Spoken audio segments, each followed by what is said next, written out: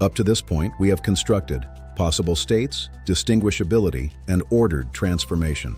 But a major problem still remains. In the current framework, everything changes. Nothing persists. Nothing stabilizes. Why do stable structures exist? Why do atoms survive? Why do macroscopic structures persist? Why does reality not instantly dissolve into chaotic transformation? To solve this problem, we introduce the third primitive, selection. The symbol cell comes from the word selection. Selection does not preserve everything. Selection filters. Selection preserves stable structures. Unstable structures disappear. We already possess a way to measure transformation. Sigma of S measures how much distinguishability is produced through updating.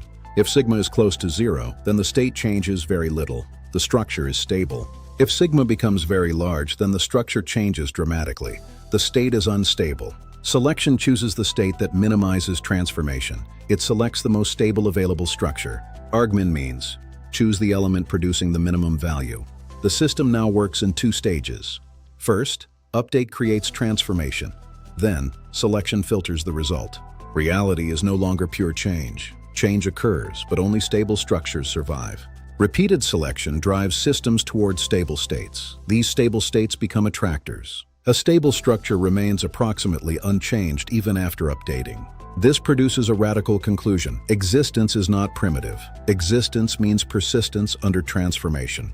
Classical physics assumes that objects already exist. This framework says objects are persistent, stable patterns. Not every possible state becomes physically real. Reality is only a selected subset of possible states.